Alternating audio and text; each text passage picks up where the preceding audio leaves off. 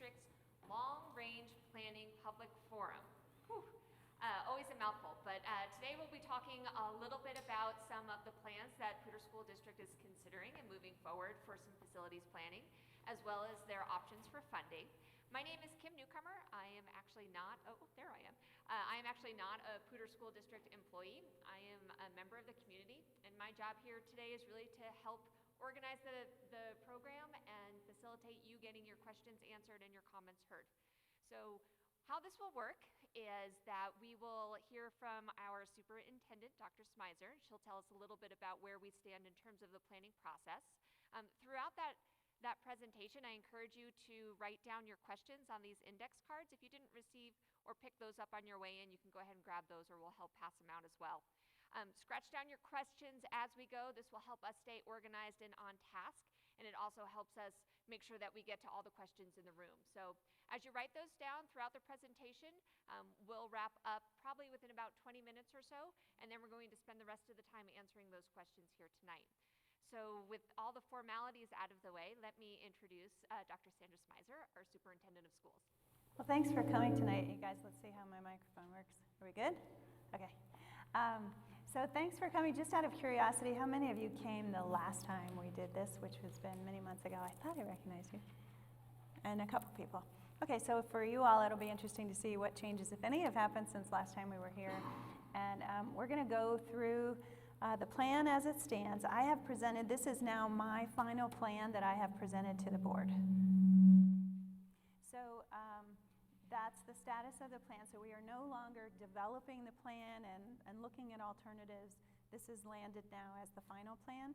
The board has not approved it, however, so they will be looking at it in the next month or so and making their final decision as to whether this is the plan or whether they want some changes to it. We do have one board member who's here tonight, David Trask.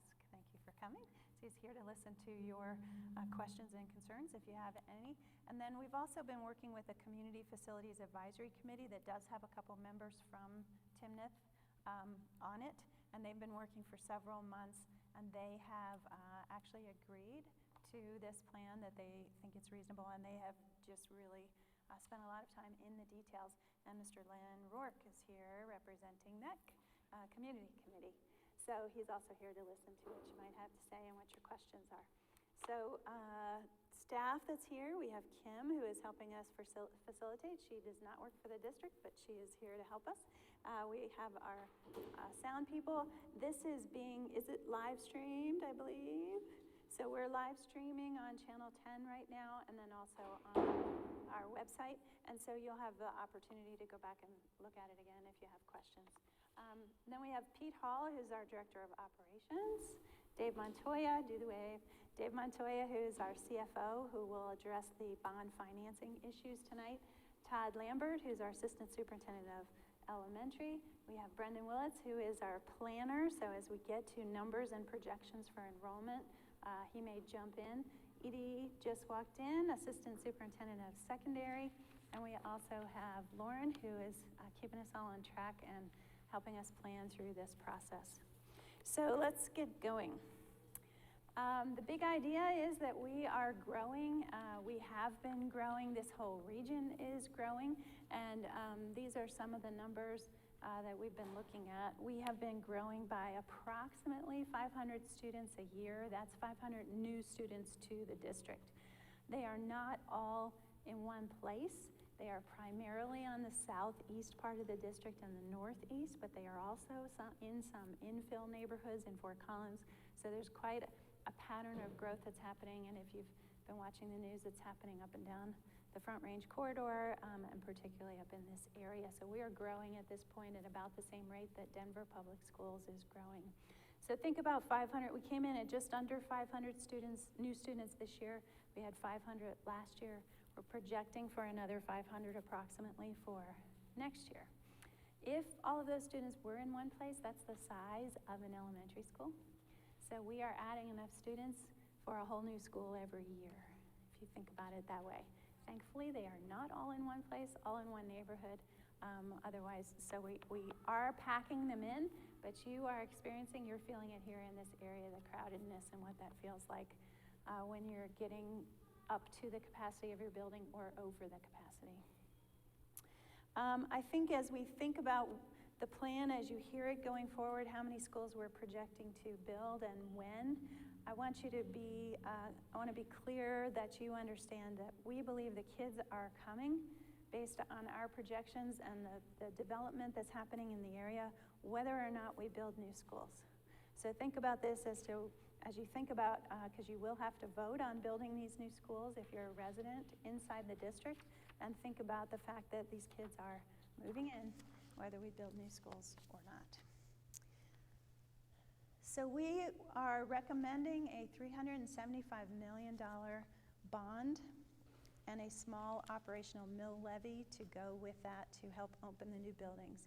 So this would cover the construction of new schools, an athletic facility, some transportation needs, renovating our existing schools or some of them, and then ongoing facilities improvements and maintenance in every school in the district. And I'll get into some details on that. For the school-based requests, your school went through the same process that every other school did here, and that is to prioritize their top 10 needs. And though every school on the list of facilities improvements, every school has something that was in their top 10 for the whole district. And then we also have the facilities department who knows the critical needs for maintenance and upgrade. For example, if a school needs a new roof or a new HVAC system, that may not have been on the occupants' top 10 list, but the facilities department certainly knows that it is. And so the list also includes the most critical needs off of the facilities list from the facilities point of view. We believe that we can manage this $375 million bond without increasing the tax rate. So the number of mills on people's property taxes for the school district would stay the same at 52.63. And I'd like to just emphasize that any property tax owner who lives inside the district boundaries, so that's inside Wellington, Timnath, LaPorte, Red Feather, Livermore, Stove Prairie, Fort Collins, and Windsor, okay? Not all of Windsor, but parts of Windsor, will pay this property tax. They do pay it now. And so I'm going to turn this over now to Dave Montoya, our CFO. He's going to explain how we think we can ask the voters for an additional $375 million bond without raising your tax rate. Okay? How about you?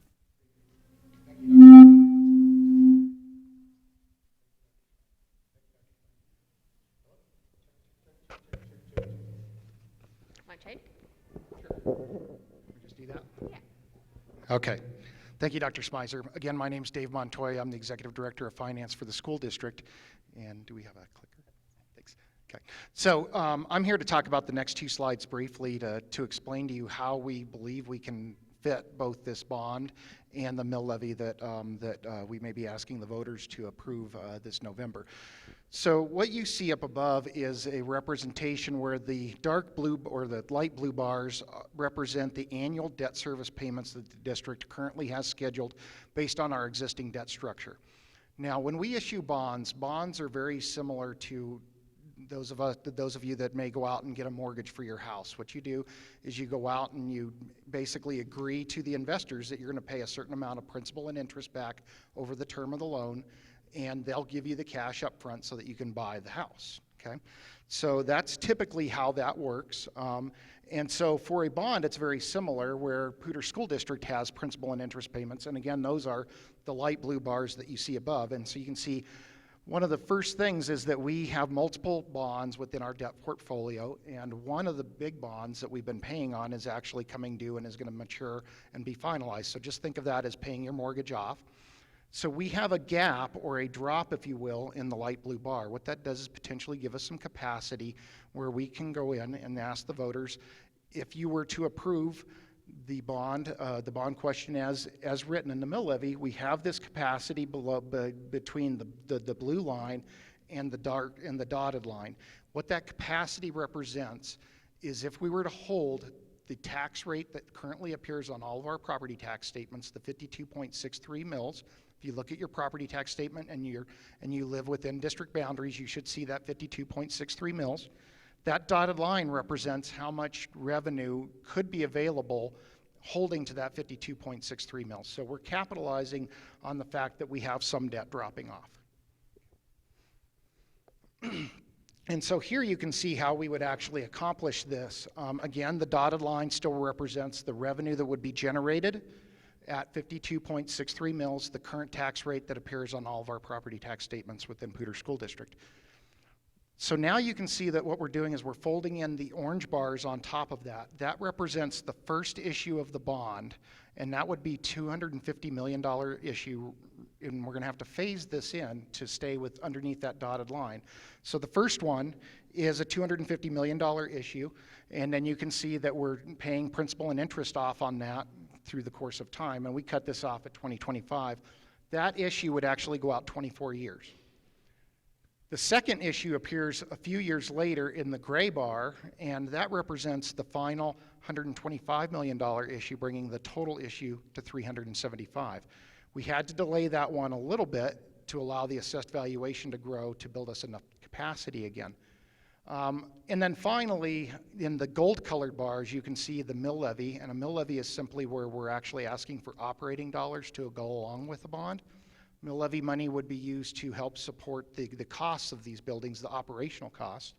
And so you can see we're folding that mill levy in, and it gets to the point where it grows to about $8 million over the course of 4 years.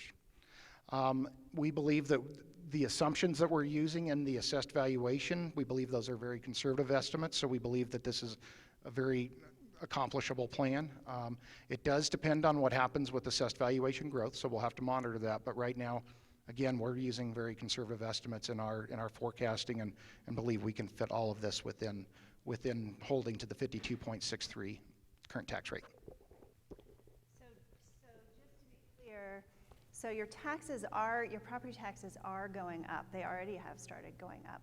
They're going up because your assessed valuation is going up, but the rate for the school we're projecting would stay the same. So we would stay at 52.63 mils, and then if it goes up, it's going up because your assessed valuation is going up. Does that make sense? Actually, we're going to grab questions at the end. Do you have something to write it on? We have cards for people to write. Okay. And then the mill that we are proposing to do along with it provides staffing needs. The bond is for the construction. The mill would be for helping us to staff buildings as they open, and we would not begin collecting that at the beginning because we wouldn't have a school open yet. So we would start collecting that later as we needed it for opening the schools. All right, so some of that would be, for example, when we hire a principal a year ahead before the school opens. I don't know if any of you were around when this school opened, but Ann was hired way ahead of time and began the process of hiring teachers, meeting with families, planning what the school was going to be like, so we would do that same thing again. And that requires money. We also have heard some concerns that as we look at our enrollment projections, that Timnath Elementary's enrollment may actually initially drop a bit as we redo boundaries. They may drop and actually get smaller, and then they're going to fill right back up because of all the development that's coming in. And so during that interim time, we would also use some of this mill to try, if we have enough, to stabilize their staffing a bit so that they wouldn't shrink down to the point where they can't provide good programming. Okay. I should acknowledge we have two more board members who've joined us, Rob Pedersen and Nate Donovan. So it also costs money to have bonds, and so we have $2 million of issuance expenses, and this is typical. That's a typical amount, and it's across the state. This is how bonds work when you issue them. We also have construction project management expenses for a bond this size. When you look at the percentage that's used for management of large projects like building huge schools, that totals up to about $7.8 million. That is 2%, which is on the low end of industry standard, and that is the number that we're using. And then an overall reserve of $12 million, which is also industry standard. That's at 3%. We have our construction expert, Tammy's here, who's in charge of planning, design, and construction. And so those are good, solid, but conservative numbers, looking at the size of the construction we're talking about. So what are we talking about building? Well, for $313 million, we're looking at building these facilities. So remember that this bond and mill are primarily to handle growth.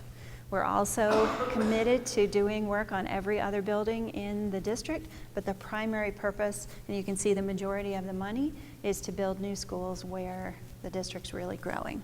So first, a school on the southeast side of the district. I'll get back to that in a minute.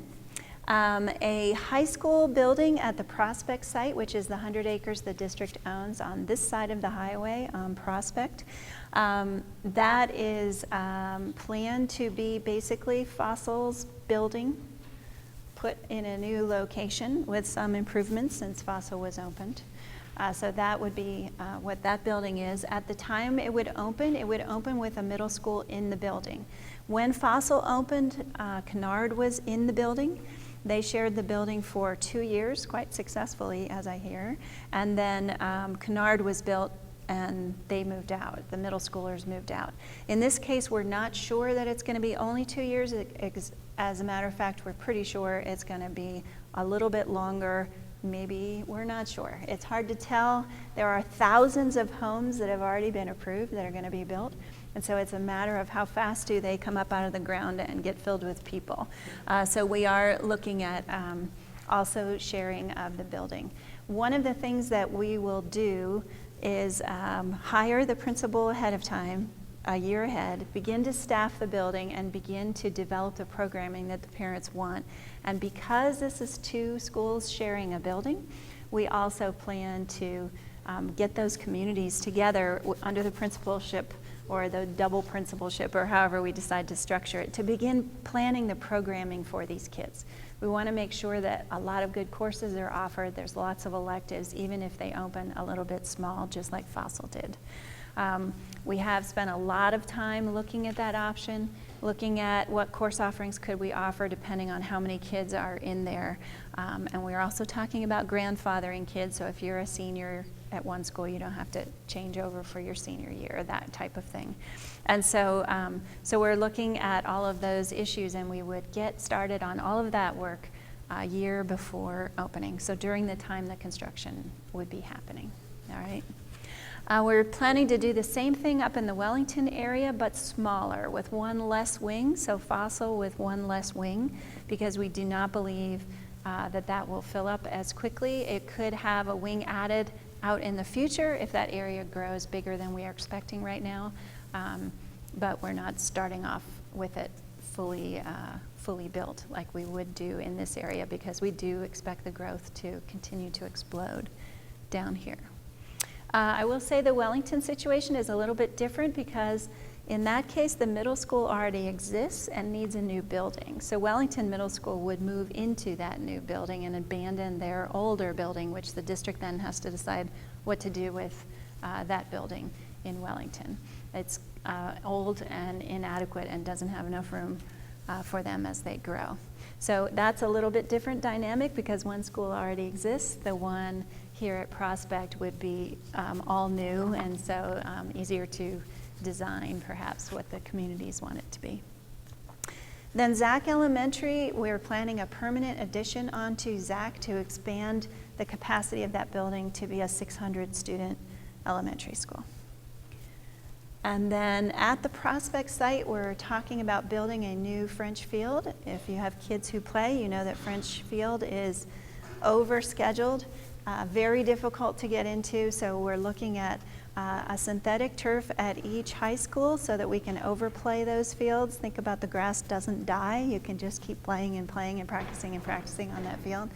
And then adding, so as the district is growing regionally and spreading out, then we would have 2 regional play fields for competitions. And that would not just be for football. That will be lined for every field sport, so that we can relieve the pressure on French field and get kids more time, both in practice and in play.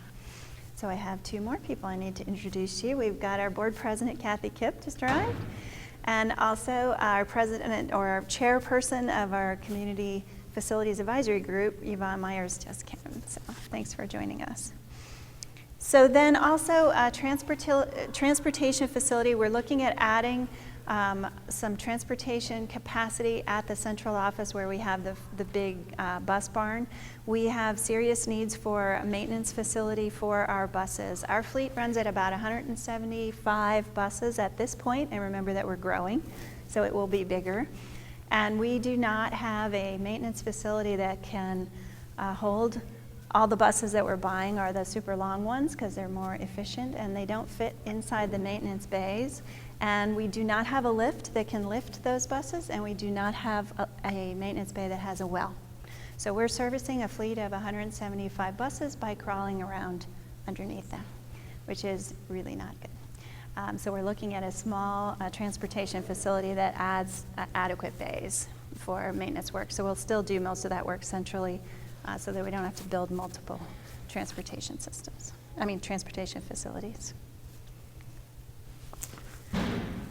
So we would, as I mentioned, use the mill levy to hire interim staff as much as possible, and then make decisions about grandfathering and those types of things as we get closer to the opening date and see how crowded are the schools going to be.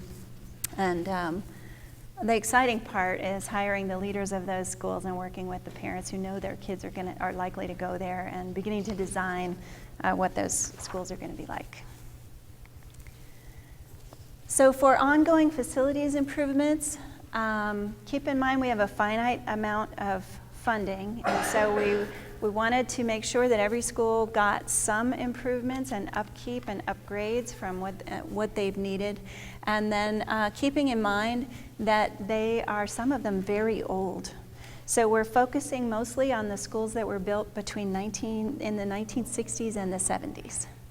So for the purpose of this bond, we're focusing more projects are being done in the older buildings, but some project is proposed to be done at each building, so everyone gets something. And then we're also proposing to allocate $330,000 to each of our 4 charter schools based on enrollment. It's a comparative amount based on the enrollment of those schools.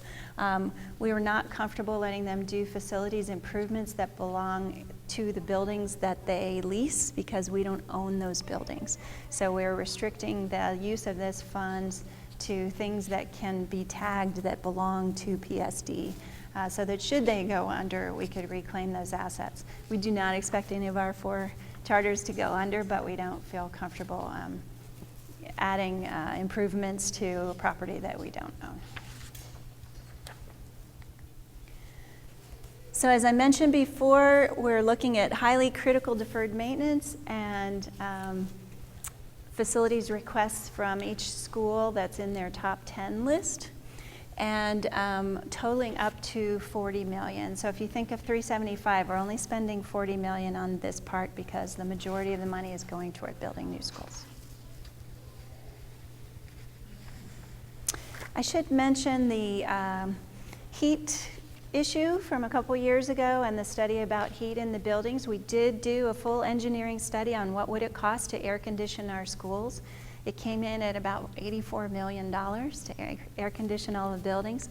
And frankly, a lot of it was just not possible to do without vacating the schools, taking the roof off, restructuring the inside of the building, putting the roof back on, and massive construction projects.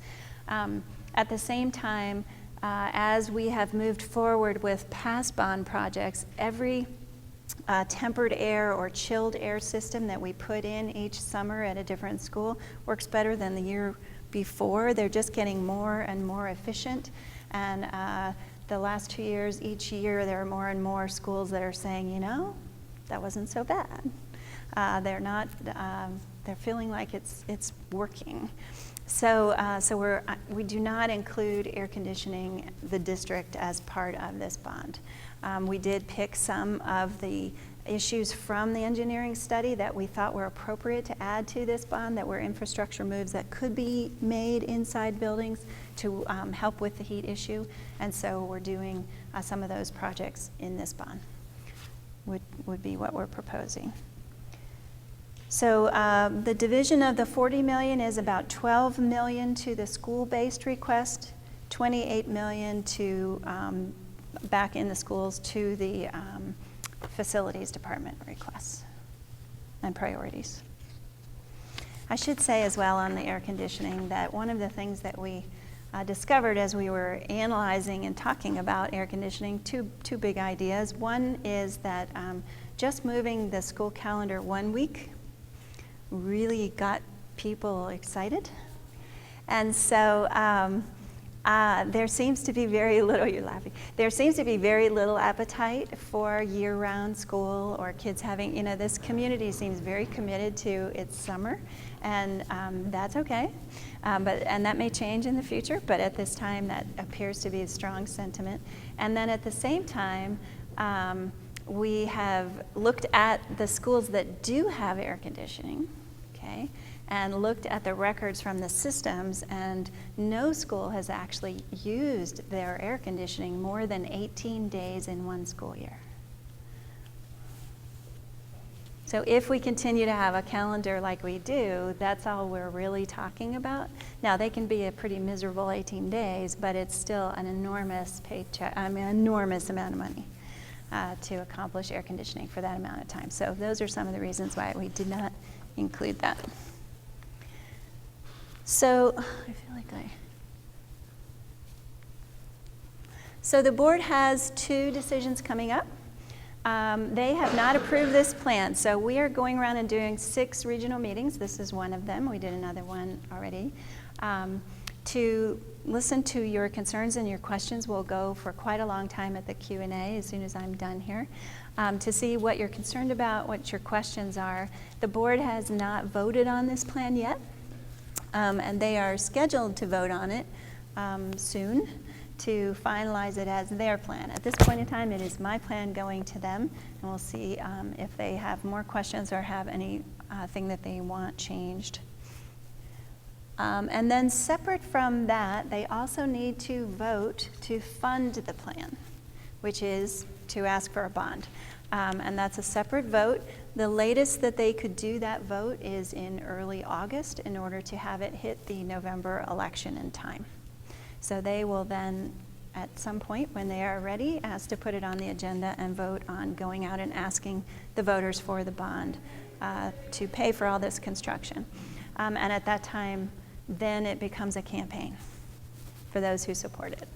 So at that point, you'll see staff will take more of a back seat, and if we personally choose to support the bond, we have to do it, make sure we're outside work hours, okay?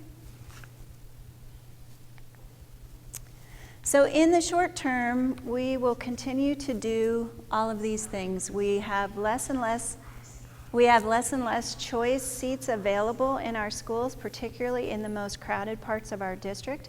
We have not changed our choice policy at this time. We just have less seats available. So some people have said you don't have choice anymore. Well, choice is state law, and our policy follows state law. But the fact is that if there's no empty seats, then there's no choice. And that's what's happening, is we're getting so crowded that there are less options for people, and that's getting to irritate quite a lot of people. We are moving more and more modulars outside of schools.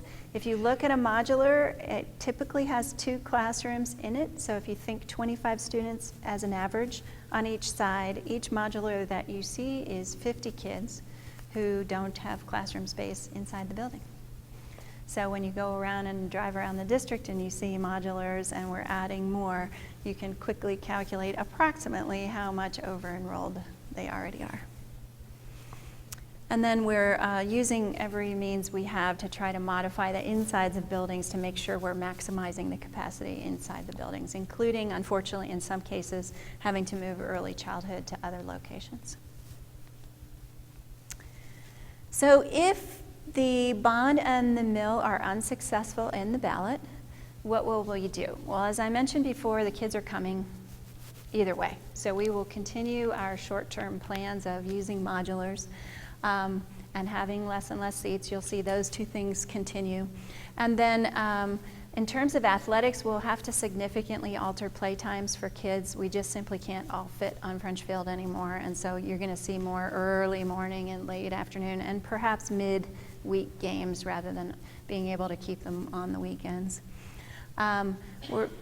We'll continue to have limited funding available for ongoing facilities needs in our other buildings, and so you're going to see those needs continue to build up. There's a possibility we may have to look at some boundary changes, significant boundary changes, to try to bus kids further from home and move them a bit. That won't solve all the problems, but we could try that in the interim if the voters consistently really don't have an appetite for a bond. And then in the long run, at some point, our high schools are just going to top out, and we're going to have to look at split shifts or something. Keep in mind, and I'm not saying that's going to happen the day after if the bond fails, we're looking at a long-range facilities plan, and our high schools currently are at 94% capacity. And we'd like to keep them at 85 so that there's room in the building. So we're already topping out at our high schools, which is why you see high school buildings as first priority in this bond. So keeping in mind that the kids are coming, we're confident at this point that we could pay for these bonds in this mill and keep your tax rate the same, that every school in the district will get something, and then the construction costs will only increase into the future. Let me just give you an example. Hold on a second so I get these numbers right. The high school building that we're proposing to build is basically fossil, so we're saving money because we own the land on Prospect, and also because the architect has already done the work and we just need to do some tweaking to it. So we're saving quite a bit of money by replicating a building, and we try to do that in the district as much as possible. It saves a significant amount of money. Fossil was built for $54 million in 2004. And now the exact same building on land that we already own, saving lots of design and architecture money, is now coming in at $130 million. Yeah, so 130 of that is just to build the Prospect site. And that is not unusual. That is the rate that construction costs are going up across the state, particularly the Front Range. And when we look at the numbers that other districts nearby are using as they, independent of us, are pricing out, because as you can imagine, districts up and down the corridor here are all looking at building schools because they're all growing. They're coming in at very, very similar numbers. We're confident that these are good numbers, unfortunately. So by building sooner rather than the longer we wait to build as growth comes in, also the more expensive it's going to get for the taxpayers. So the board will vote, or has the first opportunity to vote, April 26th on whether this is the right plan or not. And then no later than August 9th, vote to take it out to an election if they plan to put it on the presidential. And then the bond campaign will be run by community members.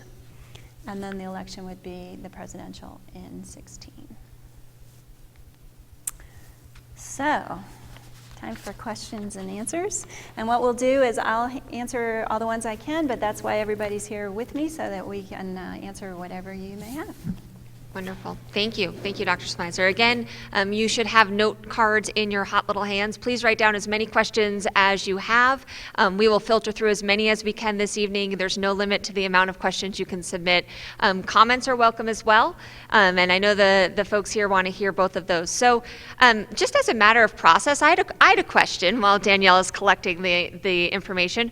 Why 2 votes for the board? Why 1 for the plan and 1 for the funding issue?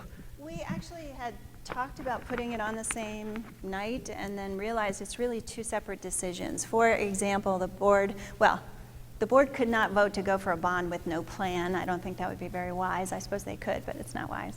But if they wanted some changes to the plan, we would need to make those changes before they decided to go out to a vote. The vote itself is what enables the plan to happen, because it finances the building. So we could have a plan and then not be able to fund it. So they really are 2 separate things.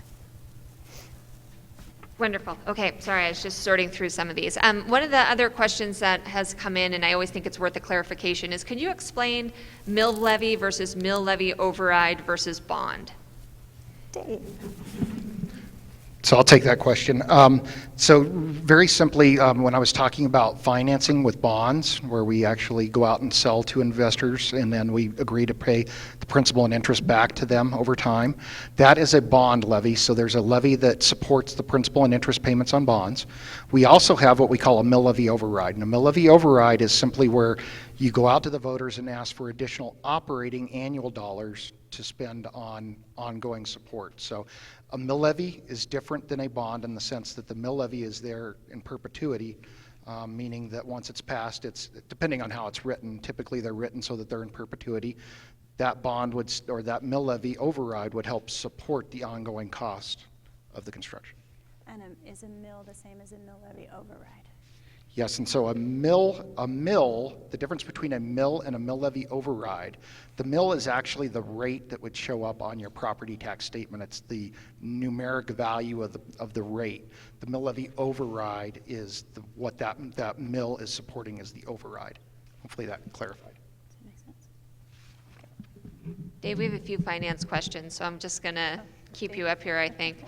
So can you elaborate on the, you mentioned additional bond and mill support from our constituents. Is that all from the plan in the last board agenda? So I think what you had mentioned that there was the options, if you will, in terms of funding. So obviously going to the voters and having the bond issue. Is there additional support? Is there other funding opportunities or anything when you mention additional bond and mill support from our constituents? Is that the mill levy override? I think that's what that was intended on that slide. Yeah. Right. Okay. I believe so.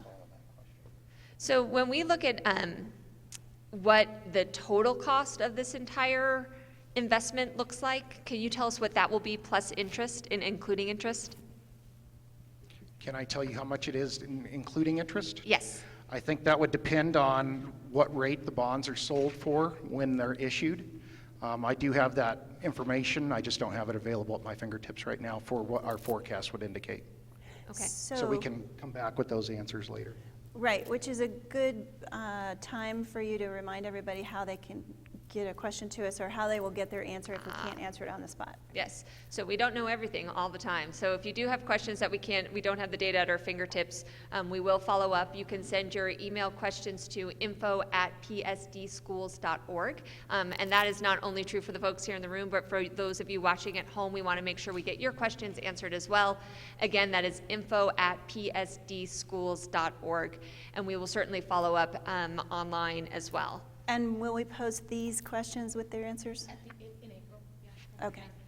So at the Then end we're of the done. 6 Okay. sessions, we will post all of these questions. So thank you for writing them down. It really does help us quite a bit. We'll post all of these questions and the answers online as well.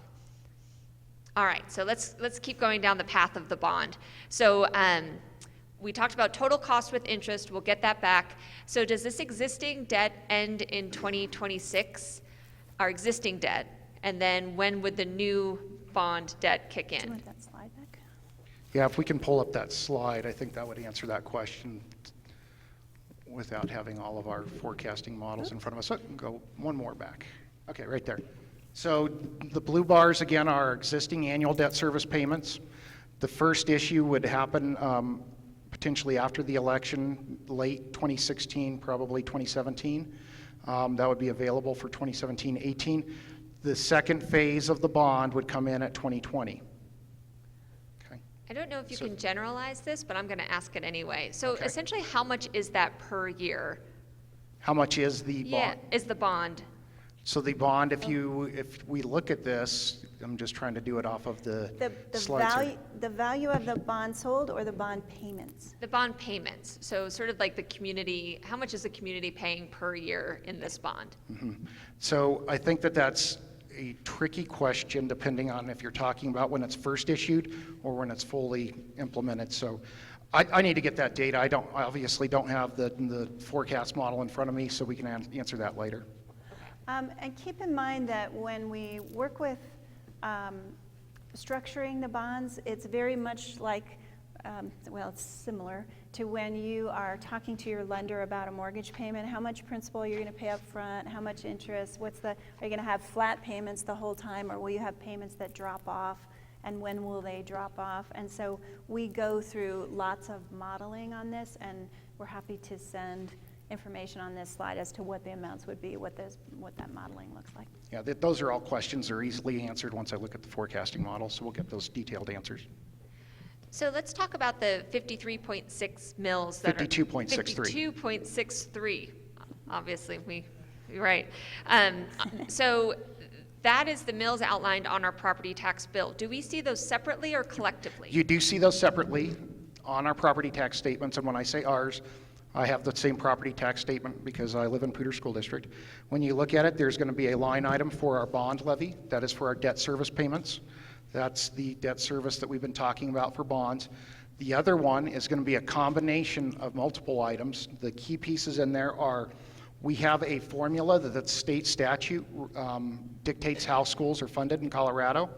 Part of that, the general fund levy, would include the levy for the total program that is a function of the school finance formula. So if you look at the state statutes, they dictate that local school districts must raise a mill to support that formula. Ours is frozen at 27 mills, so you can find that in the state statutes. What was the rest of the question? What are the line items? The other line items in there. So we have the total program, and then we have 4 overrides. So we talked about mill levy overrides, where we ask our voters to support our ongoing operations. So we have 4 of those. The first one was issued in 1988. The second one was 1996. We had another one in 2000, and our most recent one is 2010. Okay? So if you take the sum of the total program formula funding plus the mill levy overrides, that will get you to that second line item. So there's 2 line items, one for general fund support, one for bond support. Great. We're going to just keep digging into the numbers. So for Sure we numbers are. people in the room, jump on board. For those of you who are not, we're going to get to what this new Southeast Elementary School is going to look like here in just a moment. The $40 million for deferred maintenance implies not enough funding for maintenance in general. Is there a plan to improve that baseline maintenance funding to avoid another deferred maintenance situation? Right now, the $40 million is all that we believe we can support for deferred maintenance, staying without increasing the tax rate or not building the schools. So we really believe that we heard from our community, hold the tax rate steady. So as we forecasted that, we tried to fit everything we could underneath that. New construction being the priority, that left $40 million from that pivot point, if you will. And if I could add, I think maybe part of the question was how are schools funded to manage ongoing facilities? And I will tell you that we're funded to manage the operations of the building, and so we do have some facilities maintenance in there. It is nowhere near enough to do things like replace HVAC systems on a regular basis in older buildings. And so it's a struggle. I will say that before the recession, the big recession, state had a mandate that we take 2.5% of our budget and put it towards facilities issues. And we did that for a long time, as did most districts. And then they released that requirement during the recession because budgets were just decimated. And we have not gotten back up yet to 2.5%. I don't know of a district that has since the recession. And now we're looking at pretty tight budgets for the next few years as well. So the struggle is that even with that 2.5%, it was still not enough to maintain buildings. So most districts do exactly this. They combine them with either mills or bonds in order to ask voters for additional money for facilities. We're just simply not funded by the state well enough to take as good a care of our facilities as we would like. And you can see that as you go around the state, that facilities are not being maintained very well. Well, that's a great lead into this next question, which is looking at maybe an alternative approach to growth management. So why is there no option to work with the state or LASB to get growth to pay its own way? LASB. I have no idea. LASB? CASB. CASB. Thank you. CASB, that's Colorado Association of School Boards? Yes. Okay. In other words, to change legislation, I am So assuming. work on changing legislation? Well, explain how does development pay its own way now, if Yeah. at all? Well, if at all, currently there is, it's actually interesting, if you look into the school finance formula, or the School Finance Act itself, it actually says that impact fees are specifically excluded to school districts, so we cannot issue impact fees. So explain what an impact fee is. An impact fee is basically where you would charge a fee to a developer or to housing development for the impact of the growth, okay? So in other words, if a developer wants to build a neighborhood, they have to pay to build a school too.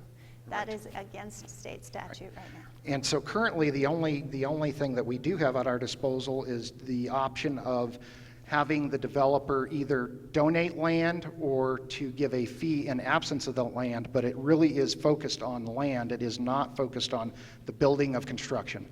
So we can use that type of money to buy land. We can use it for the infrastructure of moving the land, moving the dirt around, but we cannot use it to actually build the buildings, if you will. We do have agreements with a number of our municipalities. We don't have agreements with all of our municipalities for that fee in lieu of land type arrangement. Still on funding. So what about the opportunity to recapture TIF that was transferred to the town of Timnath when the URA was established in 2004? And maybe for folks who aren't familiar with that, if you could maybe explain some of the history, what a TIF is and the URA as well. Sure. So tax increment financing is a mechanism that's used across the country to basically support, if you will, blighted areas or areas that, that a municipality or whatever entity might deem to be blighted, if you will. In Colorado, what we've done with TIF, that actually comes from the state statutes, and state statutes allow TIF to happen. Basically, what happens with TIF is when the TIF area is established, a base level of the assessed valuation is determined at that point. Any increment, so this is where the increment component of TIF comes in, any increment where that property value increases in value above that base level, the property taxes that are generated from that increment are diverted to support the municipality type projects, of which are typically URAs or DDAs, urban renewal districts or urban renewal authorities or downtown development authorities. So the property taxes from that increment are diverted to help support whatever activity that group is doing with that. Typically what you're going to see is like the Fort Collins Mall was a TIF project. Some of the items in downtown Fort Collins are DDA projects, and Timnath has a TIF around its area too. That's basically how TIF works. So you want to tell them about Is there backfilling? opportunity to recapture Yeah. that? Yeah. And so is there opportunity to recapture TIF money that is lost? Currently, right now, state statute, actually it's interesting, the total program portion of the levy that I talked about, that 27 mils, the state actually backfills us or provides money for that lost revenue. For the other components, what we've done and what all the other school districts in Colorado do is we actually set the levy such to the amount that we can collect the right amount of money for our overrides. So in essence, we really don't have anything to recapture. We're getting the full amount that we should. The question is, and what some people don't like, is the fact that that increment is still flowing to those other agencies. Right, so specifically, the town of Timnath has collected, the question is, what's up with the 1.2 million that the town of Timnath collected for school lands, but still retains? Basically, that's true. They have a line item in their budget for schools. I know that at this point in time, I've heard that they're using some of that, or they are using that fund in order to connect up a new sewer line to Timnath Elementary School. I'm not aware that they have the rest of that budgeted, but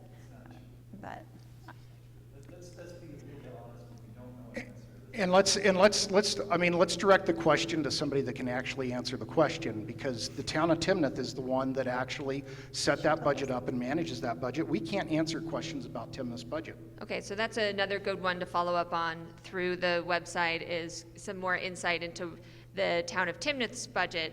And I think the question that you guys probably won't be able to answer here as well, but it's worth posing the conversation is, is the town of Timnath financially sustainable, and are we building faster than we can keep up with infrastructure? And again, not probably for you to answer, but I think important conversation.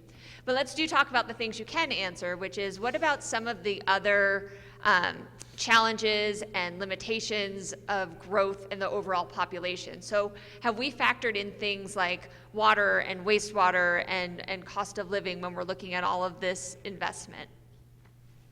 Yes, we have. In fact, when we look at this, we factored in the total cost to build these buildings. We've also factored in escalation of cost. You heard Dr. Smyser mention that construction costs continue to escalate, so we factored that in. As far as any staff that would be generated from the mill levy, we have factored in increases in cost for that also. And then that includes sort of transportation infrastructure, because I know there's some concerns around the impact of new schools and what that will do to sort of our transportation system. That's correct. And so what about some of the traffic impacts? We'll shift a little bit. We'll come back to finance again, but we're going to shift a little bit. What about some of the traffic impacts that we're expecting, not only with the new elementary school, but more specifically the Prospect site? I think the biggest questions are about the Prospect interchange and it's already difficult, so what happens if we open a high school there? Pete, you want to talk about the plans that you've seen? Basically, we have seen plans. That's not in our purview. We don't build overpasses, but we have been in lots of conversations with those who are thinking about doing it, and it's my understanding that you've seen plans all worked up, but there's no financing for those plans. Is that accurate? Yes. Anything else you want to add? Yeah, no, just to add a little bit that currently planning, design, and construction is working with regional entities, municipalities, the town of Timnath, the city of Fort Collins. CDOT has some information to put in from the area east of the interstate, whether it's a roundabout at the frontage road, where the setbacks go, what the intersection will look like at County Road 5 and Prospect, what the traffic counts may be at that point in time. And actually, there was a large meeting scheduled of all days last week, Wednesday, when we had a snow day, so working on getting that rescheduled. It's very challenging to get that rescheduled, and but that's where, just taking a really high-level, staff level at what those impacts may be right now and start to pre-plan. So let's stay focused on that particular facility, the middle school, high school on Prospect. When that opens, what grades will it start with, and what grades will be grandfathered into their existing locations? So as I mentioned before, we'll make those decisions as we get closer to opening, so I don't want to make promises that I can't keep based on how fast growth explodes. So if it should pick up the pace and really go faster, we may have what would limit it would be the capacity of the school that the children are already in, if they can't hold them anymore. So that's the question. What we would hope to do is to have 8th graders be grandfathered at the middle school level and juniors and seniors at the high school. So that's the goal we're shooting for, is that 6th and 7th graders would go to the new school and freshman and sophomore would go to the new school. And then as each grade level is then added in, the coursework and the teachers that go with it are added in, so that in a couple years you've got the full staff. That would be our hope. So do we have a projection as to when those schools might fill up and need to be separated? Do we have sort of projections on that?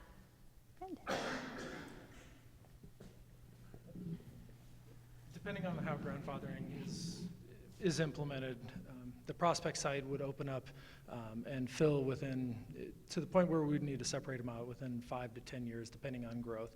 The current model puts the 5-year at, I think, 1670 or 1740, give or take. So at an 1800 school, that would be about time to start really looking at that next growth, and we'd have to handle that in 2022 timeframe. So what happens then when the middle school and high school, when the middle school, high school gets big enough to split? Do we build a new middle school, and then is that another bond issue that the community would have to consider? Yes, that would be the next version of the long-range plan. I mean, at this point, we have some ideas about what order those schools might be needed, but by that time, we're anticipating we would need the middle schools and some elementaries. We're still on this facility, so I'm just going to keep rolling with it. So what is the plan at that new facility to keep the high school and middle school populations separate? So, really good question. First, we're learning from Canarda and Fossil and some of the parents and staff that were there at the time, still remember it well. At that time, what they did was they separated by floor. So high school was on the ground floor, middle school was upstairs. And that worked really well. We could consider doing that again, or we could do it by wings.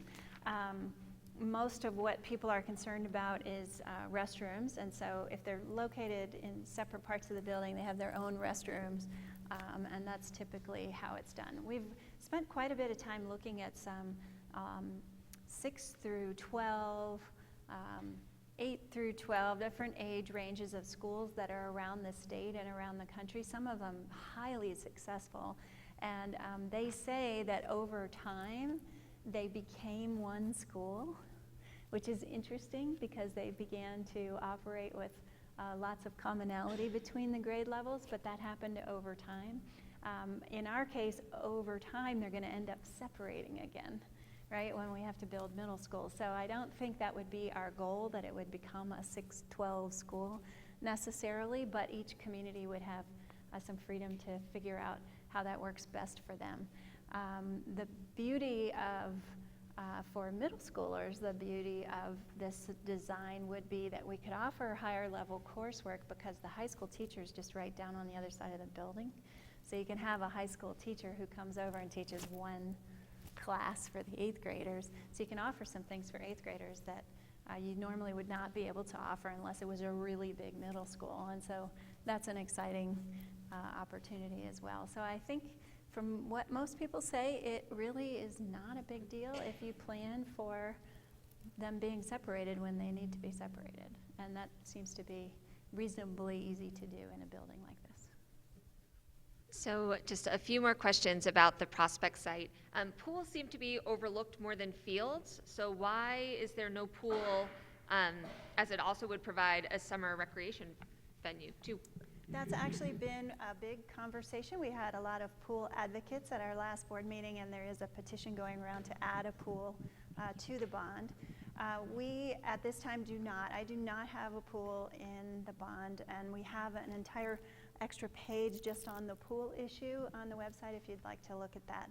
The big ideas are that there are about 250, under 300 students that use a pool as opposed to it's students, now I'm talking about students, as opposed to thousands of kids that will use a French field. And it's at least, the petition I believe says $8.5 million, that's not coming from us. Our numbers are showing more like $10 million.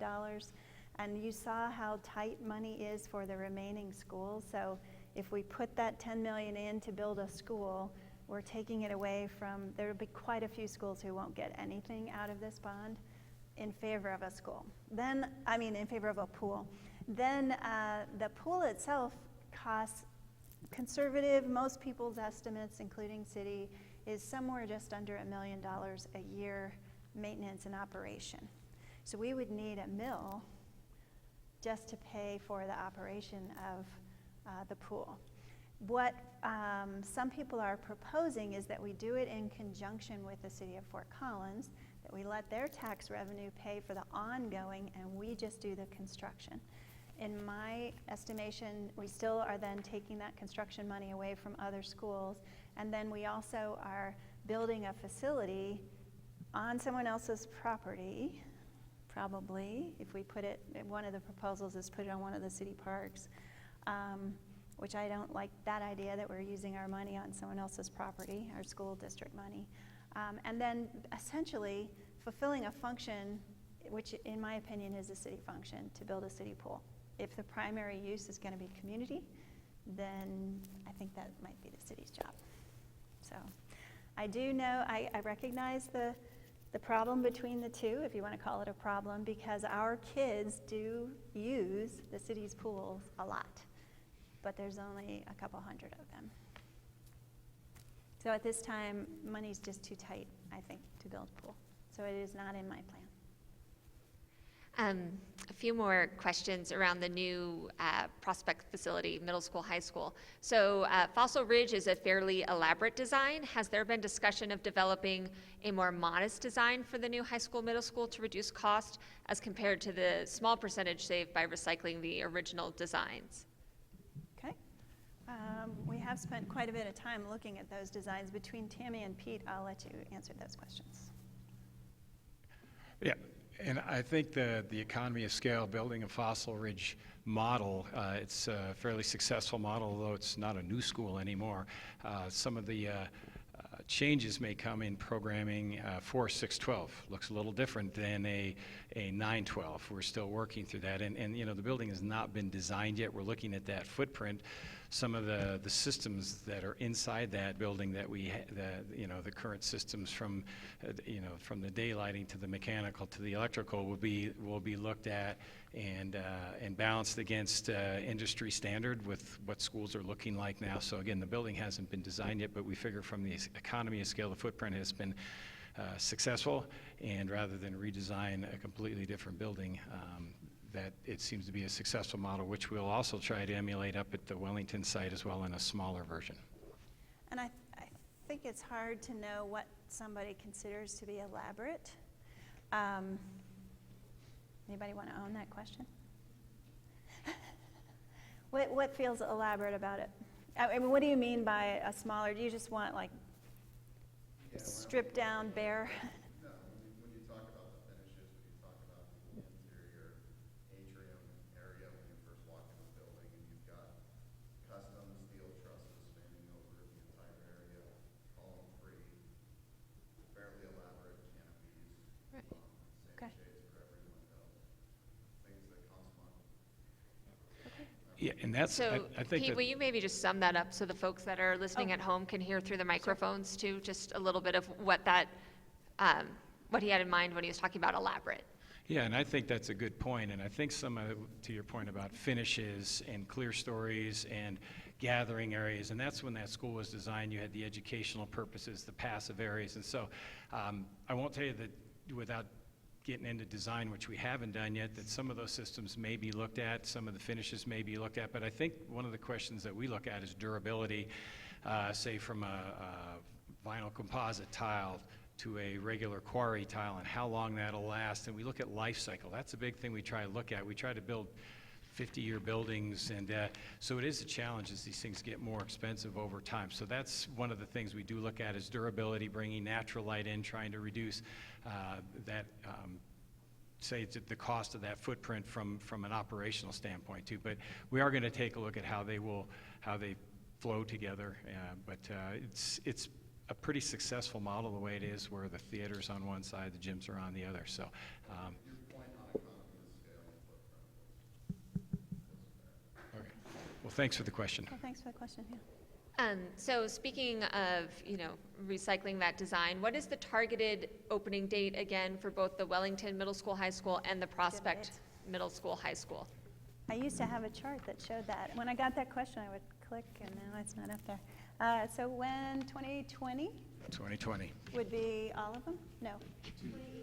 Yeah, 2018 for the elementary and 2020 for the 2 middle school, high schools. And that's if it passed this November. Open. Mhm. Yeah. Open. So let's move on to the new elementary school in the southeast corner. Have boundaries been projected yet to change the neighborhoods right around Bethke with relations to the new school? Yes. And that's specifically around Timnath Ranch and Summerfield. Timnath Ranch, Summerfield. So yes is the answer. We had a boundary committee. Anybody here serve on the boundary committee?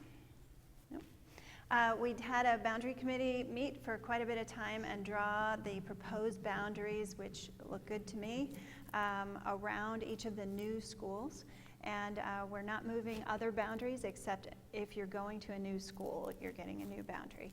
And so we thought about trying to put it up here on a slide, and we figured that if you really are concerned, you want to be able to find your house and see the boundary. So we're going to tell you where to find it online, because it is part of the boundary committee report that is up. So where can they find it? Where's Danielle? Danielle, what's the easiest way to find boundaries? psdschools.org. You go under long-range planning on the front page under focus groups, under focus projects, and then under facilities master plan boundaries. Okay? So again, And all the maps are in there, psdschools.org so- on the right-hand side, long-range planning, facilities master plan, boundaries. Okay. Okay. So again, grandfathering. So we talk about new boundaries, but how will that work for kids who are either already here or at the other elementary school? Well, the grandfathering means that the oldest kids in that age group would hopefully be able to finish where they already are, but then the rest of the kids would move. Does that answer the question? Yes. And then what will be the steps or the stages to determine special ed options at the new elementary school, or just curriculum in general? Well, special ed first.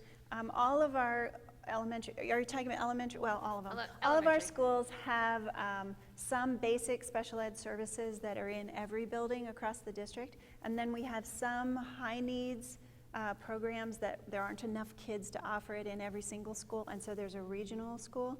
So when we look at the enrollment in that school, those are adjusted annually depending on where kids are, because we don't want to be transporting them farther than we have to. And so, so that would be designed at the time of opening or the year before opening based on the kids that we already have. And so those decisions wouldn't be made ahead of time because they're based on the kids. And what will be the capacity of the new elementary school? It's designed for 600, correct? Yeah. 600. Okay, so we're going to go back system-wide questions again. So we went through the questions around the prospect side, around the Southeast Elementary School, but going kind of high level once again. Okay. You know, given that there's a need for more academic facilities, why not drop the extracurricular fields and use the money for academics or even solar? And then maybe you could fund extracurricular activities with increased fees.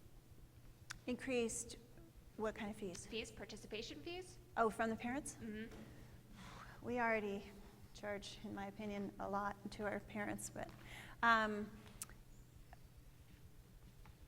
suppose the cost of putting in the field, actually constructing and maintaining the field, is a really lot of money. I'm not sure we could raise enough fees from users.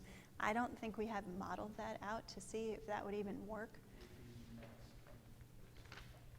Yeah, we could do that, but I highly doubt that you get to the point where you could cover the cost by users. And when you consider how many of our kids use those fields at a high school, it's the majority of the kids are out there at some point or another. They're highly used. It isn't, I think some people think it's the football team, and yes it is, but it's also all the other sports for girls and boys. It's a lot of use. And they already pay fees that are approved by the board to cover some of the costs of athletics. So they would have to double, triple, maybe quadruple those fees, and I still don't think we could actually construct fields for that. But I feel like I missed part of the question, though. There was something else in there. Wasn't there? No, I feel like it was why, so we talked about how maybe it could not be funded by fees, but then the other question is, could we just raise the priority of academic facilities and not invest in the fields in general? Yes, I suppose we could. That's something the board could consider. I consider it part of the whole school program, just like having a stage somewhere in the building for the performing arts kids to be in and all of that. So it is an option, I suppose, that the board could consider. I also think on the previous question, the grandfathering question, someone also asked about the academic programming of the schools, and I missed that part.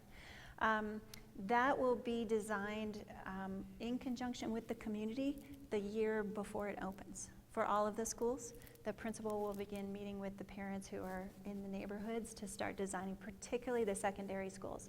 What courses will we offer? So we'll do some modeling of what we think a standard schedule would look like, and then see what parents are interested in and kids that are interested in. Because a lot of course offering at high school is the core curriculum, and a lot of the course offering is the stuff the kids want and the stuff that the teachers know how to teach. So if you have an amazing art program that develops over time, it's often because the kids are really getting into art and they want more art and they want more art, and that's just one example of many. So most of the electives are driven by student interest and staff interest, the combination of the two, and so we can begin that process before the building opens. So again, looking system-wide, and so we should just quickly say, so that would be 2017 for the elementary school and 2019 for the, nope, someone's giving me the no. For Is that developing close? curriculum. Yes, Yes. that sounds right. Yes. Okay, 2019 for the middle school, high school. Looking at the cost of construction and how it's been going up so quickly and drastically, is there a conversation around the cost of the AC, the air conditioning retrofit? If it's too expensive now, imagine it, 20 years from now. Is there an opportunity to build it now to actually cost less in the long run? And then the same rule or the same idea would apply to maybe more eco-friendly options. And has there been continued conversation around that? Yes, I'll let you answer that. What's the cooling plan for new buildings? Yes, and today we were just talking about that, so that's a good question. We're taking a look at what is next out there. Right now, with our new buildings, I say our new buildings, the Fossil Ridge models, the ZAC, this building, systems changed during that time when we were building these buildings starting in 2000, and the idea now is to go back and take a look at what new systems are out there. For example, there's ice storage, there's geothermal, there's the traditional, probably in your houses, direct expansion. So there's things that are more cost effective, there's things that are perhaps more efficient, and so we're taking a look at that right now ahead of what could go into these buildings, knowing that, again, the footprint looks the same, but I think to that gentleman's question, what the systems would look like to go in right now, we're starting to try to anticipate what might work the best now with some of the newer systems that are out there. So we take a look at that, and I think to answer the question on the air conditioning, yeah, at today's dollars, anticipated at $84 million, and to Dr. Smyser's point, we are and had planned on incorporating some of the components of that study into some of the school-based and some of the facilities-based requests. So we're looking at that. We've factored in a period of perhaps a 10-year implementation period where the engineer's estimates of time of construction, the impact of the school at a 10-year cost that could get well over $100 million. And so at this point, a lot of the newer systems we're putting in are performing better, and the schools are happier with the newer systems. With moving the calendar that 1 week, as Dr. Smyser indicated, is a challenge. We're not looking at year-round schools right now, so it seems like the systems are working better than anticipated in some cases, and we still have some work to do in some other schools, which again we've recognized in the long-range plan. Great. So I think I'm going to get this right. Can the voters approve the bond but not the mill levy override, and vice versa? Yes. So what would... It would be two separate measures that are designed to go together. But yes, one could be approved and not the other. So if the bond was approved and the mill was not, we would have the money for construction but not the money to actually staff and open the schools, which would be interesting. And then vice versa, if we had the mill, we would collect the money for operational costs but then not have the new schools. And so when we write the ballot language, which has not been written, not even a draft yet at this point, we specify to the voters what that money would be used for, and so we would have to look at how's it written and what would we do with the money if one passed and not the other would be part of the community conversation. So staying on the bond issue, if the bond fails, what's the plan for the extra money that will come in due to having paid off the existing bond? So what's the plan for the money in between the dotted line and the blue line? Excellent question. There is no money coming in. So what happens is your tax bill drops. So you actually would pay less. So, okay, so that's the opportunity we have, is to ask for your permission to keep collecting that same amount of mills, even though it was going to go away. I'm glad you brought that up, because we obviously did not explain that quite clearly enough. So your tax is scheduled to drop because our bond payment is dropping off. We'll have paid it off. So your payment would go away. So essentially the mills go down? Your mills would go down if it fails, yes. So we're asking for you to vote for us to keep it the same and not let it drop off. Okay? So staying on this theme of what happens if the bond fails, and we're looking at some of these alternatives that you outlined for us in the presentation. First of all, can you explain what split shifts are and how do they work? Yes, but let me reiterate, they are worst case scenario and they would not happen for some time. So we might have opportunities to go out and ask the voters again. If maybe we could get it passed on another year or another time as things got more and more crowded. So a split shift is where you divide your high school population into two groups. One group goes in the morning and is done by noon. The other group starts at noon and gets out at dinner time. So it's the way of getting more kids that can fit in a high school into a high school by making them do split shifts. It's a very common thing that people have to do when they need another high school and they can't build one. Can the teachers handle that workload? It's separate staffs. Yeah, their work would be, they'd be in the A group or the B group, so, yeah. Does that complicate snow days? Interesting. I have never heard that question before. I have to think about that. Or heat days? So maybe you call, maybe I call a snow day for the morning group and then we'll see for the afternoon, like delayed right? start. Oh, those afternoon That's funny. kids are getting hosed. So everybody wants to be in the B group. Yeah, no, exactly. everybody wants to be in the A group, so snow days work, right? yeah, let them sleep. Right. So just sticking with split shifts, how do you determine who's the A group and the B group? And does newer development sort of get second pick? No, because it would be a boundary area, so wow, we're getting into the weeds on what that would be like. I actually have no idea. We would have to make those decisions when we get closer, but I don't think that, I think it would just be the boundary, right, that has too many kids in it, and there's no other boundary you can't move the boundaries because all the high schools are crowded would be the idea. So there's no option to ship them to another high school or just move boundaries around because all the schools are full. So when you get to that point is when something like this drastic measure would kick in. So it would be the most overcrowded area, and then we'd take it from there. All right, we'll move on to modulars for a little bit. How safe are these facilities? And, unfortunately, school violence seems to be something that is here to stay. Are they safe from, drive-bys or active shooters or any of those really horrific events that have happened elsewhere?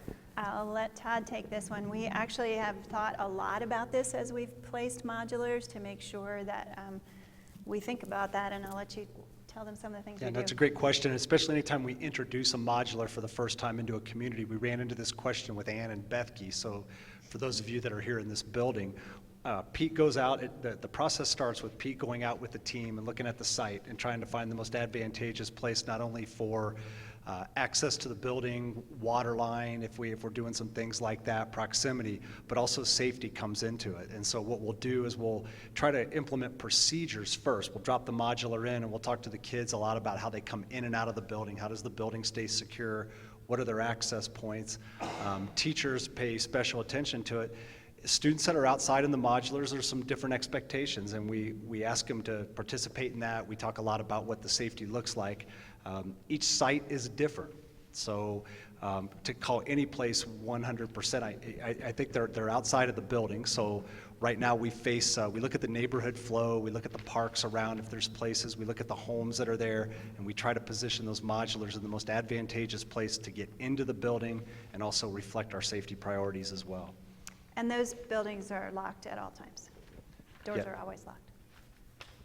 You quoted the price of those modulars at, what, $200,000 for 50 students? Is that right? So why so expensive? That's a very expensive modular. Yeah, they are very expensive, and that's not even including some of the siting costs. If we have to run electric out to them, it can be more. Why are they so expensive, Pete? Why, Pete? What's going on? Cost of construction is going up. Just for example, one of the areas that we took a look at, and as Dr. Smyser mentioned, the siting, the modulars themselves are around $85,000, but the siting is going to cost us another $150, depending on, and the utility connections out to there, the leveling, the ramps, the concrete work. There's a lot of work that goes into just putting one in there. Sometimes when you put two on a site, there's economy of scale because you've already done a lot of that work. So some of the different costs go up, they go down just based on where it is on the site, proximity to the building, how far they have to go. So it does vary site to site. Okay, I'm going to bring us back to some higher level questions. We have about 10 minutes left, so I think we can get to all of them, but just I may cut you off. So Dr. Smyser, you had said earlier that when talking about financing new schools, you said that that's the way it's done in Colorado. So can you explain sort of the standard in Colorado, and is there any opportunity to vary from that? Are all new facilities in Colorado funded by bonds? Well, and what are the other options? Yeah. Well, I will say, when I said that's how we're funded in Colorado, my primary point I was trying to make was that our operational per pupil amount that we get was never contemplated that we would build buildings with that money. I don't know what class sizes would be if we cut enough teachers to include construction in our regular operating money. So that's what I meant by that. So bonds is the most likely. There is a desperation fund, I'll call it, that's called the BEST grant, that small charters and small schools in rural districts that have no bonding capacity in their communities can apply to get a new boiler or sometimes even to build a new building in tiny towns. So there's the BEST function, which is helpful a tiny bit. There's just not much money in that account. And then there is COPs. Do you want to describe COPs? Yeah. That's really the only other option that I know Yeah, of. and that was the other one I was thinking of, is COPs, of which stands for Certificates of Participation. Basically what that is, it's another form of debt, but instead of going out and asking the voters to approve that, the district can do it without an approval of the vote. What you have to do is take your operating dollars and pay your principal and interest back with it. So it is an option available. The Poudre School District has issued COPs in the past. We don't see that this is an environment where we would need to do that now. And am I correct that a COP is like a loan against your asset? So we're getting money against one of the buildings that we That's already correct. own, and then we have to pay that loan off out of our operating budget. It's absolutely So correct. districts sometimes will do that if it's a small enough amount that they can figure out how to make the payment out of their operating budget. So sort of with that limited model in mind, is there efforts to lobby for change, to levy impact fees, or to lobby for other options available through the state? And if we're not doing it, is anybody looking at sort of lobbying and advocating for that? At this time, our school board is extremely active in lobbying for school finance. At this point in time, they're not specifically lobbying, and I maybe should let you speak for yourselves, for construction money to be added to our budget. They're lobbying just for operational money to be added to our budget, because we've never gotten operational money back when we started getting cut during the recession. So that is that's been the focus of their lobbying, is just the funding operational wise. I'm not aware, and I do not believe we are involved in lobbying to get impact fees so that developers would have to actually build buildings rather than provide some funds towards purchase of land. And I don't know if there's a statewide emphasis, if anyone's doing that, do you? Yeah, no, I don't know of one. And I was going to add, too, from the lobbying effort, I think it's important for people to understand that as we exited the recession, the rescission or the reductions that we've taken throughout the state have not been restored. And so right now, I just saw the cumulative shortfall that K-12 has experienced in the state of Colorado is just over $5 billion. This is a very big number. So when we talk about what the legislators are doing as far as where we want to focus our lobbying efforts, one of the areas that we really want to focus on is addressing that negative factor or that shortfall that the state has never restored to us. Those are cuts that have a significant impact on our budget and continue to do that, and it's true for all the districts in Colorado. And could you speak to the idea of asking the legislators to change statutes so that a developer would have to actually build a school? Has that been done in the past or attempted in the past? I'm not aware of it, if it's been attempted in the past. I know that these conversations do come up on occasion in the legislature, specifically around impact fees, things like that. So, but I haven't heard of anything this year. I think this would be hard for you to answer, but I think it's important. Is there sort of a pain point, right? At what point does a community, and have you witnessed a community paying for new schools and paying for more students, where someone says, you know, hey, you know what, growth needs to pay its own way. We can't support it any longer. Good philosophical question. Philosophical question, right. And so I guess what I would say is, as long as they keep building houses and people keep moving in, we're still going to have more kids. So, And in so, the meantime, right? I think that, you know, kind of brings us almost full circle here when we talk about the relationship between the school district and the town and the county and who pays for what and how that all happens. Is there an opportunity, or have we asked cities and towns and municipalities to pay their fair share? Well, it depends on what you mean by pay their fair share. So To if contribute financially at all, perhaps? towards the cost of new schools? Yeah. We have not. No. I think this is a really interesting question, too. So we all know that schools are so important to quality of life, and they help communities grow, and they help economic development.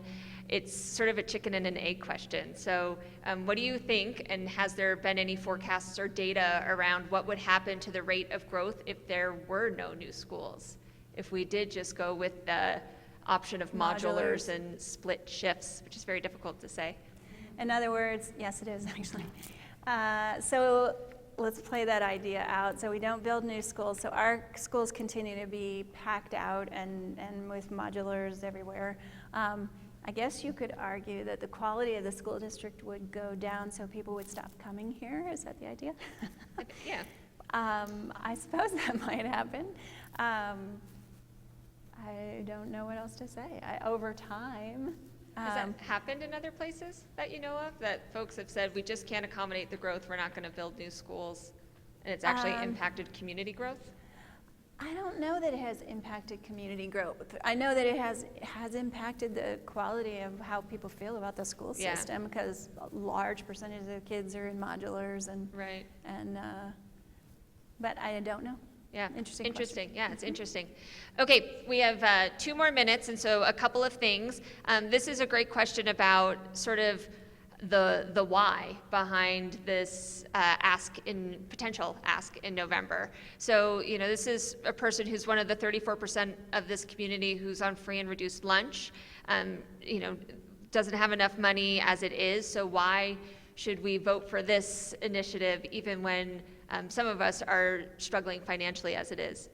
Well, and I would say that there's a lot of people still struggling financially after the recession, and a lot of people who are underemployed, a lot of people who are still unemployed or barely employed, and it's a little irritating when you see employment rates reported, because just the fact that people are employed doesn't mean they're employed as well as they were before the recession hit. I think most people know that's true. And so it is just how we build schools. So I think it's a catch-22 for every voter to try to decide, okay, I live in a great community, I want to continue to have great schools, and that's Personal choice. how they're funded. Yep. Yeah. So I want to leave a little bit of time, all of 30 seconds, to talk about next steps and what happens, and a little bit maybe of a debrief on the Wellington Forum, just maybe let folks know how many people were there and if there are folks watching online, and then what are the other forums that we have ahead of us. Okay. Do you have the numbers from Wellington? Lauren? So 44 people in person. Was that the in person? And how many online? 19 online participated. So that's how many we had up in the Wellington area. I think in the Wellington area there's a lot of interest and also a lot of people who have been staying informed all along the way. What else did you want to know? Next steps, we have 4 more regional meetings. Yep, 4 more regional meetings, so 6 total before the board votes. And then once the board votes in April, that will determine. If they're ready, they can delay all the way up into the summer if they want to. But I don't think they want to. Kathy's going. Good to have the decision. So it sounds like, again, if you did not get your questions answered here today, you can always submit them through info@psdschools.org. All of these questions will be recorded and posted online at the end of the 6 forums to make sure that we cover all of them. So thank you again for writing them down. It really is helpful. There are additional forums that you can attend. If you want to hear it twice or just need some time to digest, please join us again at one of those other forums, and those are also listed online at psdschools.org. And with that, it's 7:01. I'm a minute late, but I want to thank you all for being here, and I really do appreciate it.